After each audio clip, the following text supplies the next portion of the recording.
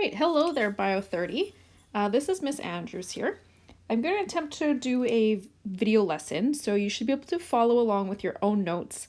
The beauty is you can watch this whenever you want. You can watch it over and over. If you just can't stop listening to my voice, you are free to pause. You can go get a drink, go to the bathroom. You know how this works. Okay, so we are going to start here with an overview of the respiratory system. So I think I am on page 5. Yeah, page 5 of your notes. So starting with the nasal cavity, respiration begins when we breathe in. Now we can breathe in and inhale air through our nose or through our mouth, but the respiratory system actually works best when that air is inhaled through our nose. The reason of that is that our nasal cavity has a few structures that help to warm the air, moisten the air, and clean the air. So in the previous page, you saw that in order for gases to actually enter our respiratory system and our bloodstream properly, they do need to be dissolved in water. So we need to be able to kind of provide that water to dissolve the gases. So if we take a look at the structures within our nose here in our nasal cavity, there's very important structures called terminate bones. They can also be called conchae. Sorry, my writing's not great. So if you look here, there's these kind of structures, middle turbinates, inferior turbinates, superior. Those are all lined with mucous membranes. When the air kind of flows through, it has a lot of surface area contact with mucous membranes that helps to warm the air and moisten the air. The other thing is our respiratory system, a large portion of it, is also lined with what is called cilia. So our nasal cavity is lined with ciliated cells. Now what these are is, if this was kind of a tube, or some sort of surface, and it was lined with cilia. What cilia are kind of microscopic hair-like structures, and they beat in like a wave-like fashion to help sweep dust and debris back up our respiratory tract. Now, in this case, in our nose, we also have nasal hairs to help trap dust and debris. And we have some mucus that also helps trap dust and debris. So it is important, if you've ever noticed, waking up in the morning and you've noticed your throat might be sore. One of the reasons this could have been is that when you breathe actually in through your mouth, we don't have all those structures. The air kind of goes directly from our mouth to the back of our throat. This could contain more dust and debris and not be as warm, and that creates a bit of irritation. So breathe through your nose whenever possible. Okay, once air enters through our nasal cavity, it enters a zone called the pharynx. Now we've talked about the pharynx before in digestion. So the pharynx is basically a passageway where air is going to go through it. It's a common area shared between the digestive system and the respiratory system. So we see here, we have actually 3 sections of pharynx: the nasopharynx, oropharynx, and laryngopharynx. The nasopharynx is going to be the top part. This is closest to our nasal cavity. It is going to be covered with the ciliated cells that help to trap dust and debris before it goes any further. This area also is where we find our tonsils. Next, we have the oropharynx. That's going to be closest to the back of the mouth. And then the laryngopharynx is the last portion, where it's going to then divide into the trachea towards the front and the esophagus towards the back. So the pharynx doesn't really have much of a purpose on its own other than that the air will just travel through it. All right, now another structure we've talked about before is the epiglottis. The epiglottis is going to just be a kind of flap of tissue that helps to block the trachea when we swallow. So when we swallow, that epiglottis is going to slam down and it's going to cover the trachea so that food follows the correct pathway. Okay, next we have the larynx. The larynx can also be called the voice box. Basically, it's a kind of structure at the opening of the trachea, and it contains your vocal cords. Now, if you look down here, this is what your vocal cords look like. All right, so they actually function to help us make different sounds. So when they vibrate together, they will create sound. So we can control that by actually tightening or loosening muscles to change the formation of those vocal cords. The larynx itself is actually protected by some thyroid cartilage, that forms our Adam's apple.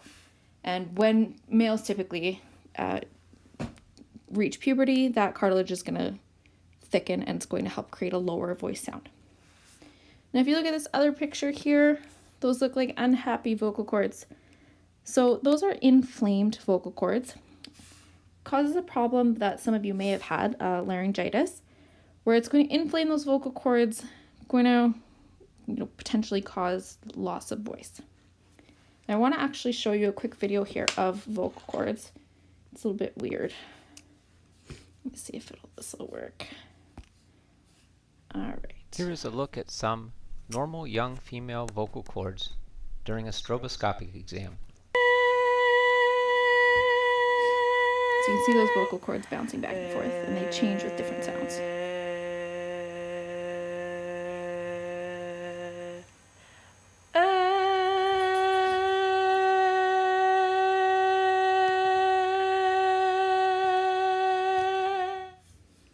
All right, that's enough of that. You get the idea.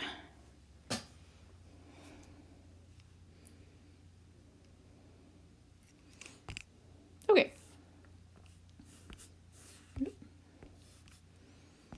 All right, so if we follow where we've gone through the nasal cavity. This picture here is also showing those turbinates. The air is going to go then past the pharynx and into the trachea. All right, so what the trachea is a tube. It actually runs in front of the esophagus. So if we think of our digestive system, it's a tube, passageway for air, and it has C-shaped rings of cartilage. So it's going to actually share, if we look here on this picture, this is the cartilage. Notice how the back side actually does not have cartilage, and it shares this wall with the esophagus. So air is going to go down the trachea. It also is lined with those cilia, again, as a protective feature to help trap and move any sort of dust and debris up the trachea, so that hopefully we could cough it out or potentially move it over into being swallowed. All right, then you can see here, so this portion is, we have the larynx, the trachea, and then it branches off into right and left. Those right and left are your bronchi. Those help then carry the air down into the lungs. All right, so these bronchi are also surrounded with cartilage, but as they get deeper and deeper into the lungs, there's less cartilage and less cilia.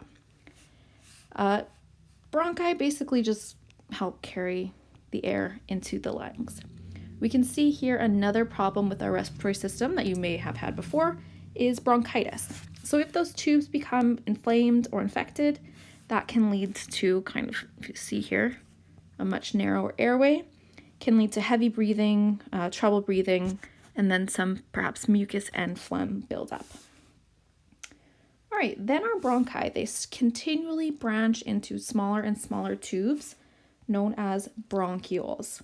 So these are the smallest branches of the bronchial tree, and they actually, at this point now, lack cartilage and cilia. So they become smaller and smaller in diameter and more of them as they spread throughout the lung. So if you take a look at this picture here, again, just a refresher, we've got trachea. They divide into the right and left bronchi, and then they divide further and further into really tiny bronchioles that help fill the lung. Lastly, then we have our alveoli. So those bronchioles will then terminate in a little bit of an air sac or an air pouch called the alveoli. Now, the alveoli is where gas exchange takes place. So there's tons of them, millions of them that fill our lungs, and they are each made of only a single layer of cells. Reason of this is that they need to be super thin so that oxygen and carbon dioxide can diffuse easily across them and into the capillaries. So our alveoli are surrounded by a dense network of capillaries, as you can see here. So each of this would be an alveoli. They're surrounded by capillaries so that gas exchange can go across the one cell thick layer alveoli into the one cell thick layer of capillary and back and forth. So we have to have a ton of these in our lungs to have maximum amount of gas exchange, and so that it's as efficient as possible for our body to get all of the oxygen we need. So at the alveoli, oxygen is going to diffuse into the capillaries and then be carried throughout our circulatory system to our cells. And carbon dioxide from the capillaries is going to diffuse into the alveoli to then be exhaled. A couple features of the alveoli: they have a protein in them called surfactant. This helps act as essentially a lubricant within the alveoli, so that when kind of the gas exchange takes place, the membranes don't stick together when we exhale. So they can easily pop open and be filled like little balloons and, not collapse fully. They also contain some white blood cells, we'll learn about those later, in our immune system, that help essentially, protect us from foreign pathogens and things like that. Okay, next lesson we'll be talking more about gas exchange, but hopefully you have a good overview now. Please continue in your workbook, completing questions 3 through 7. All right, thank you.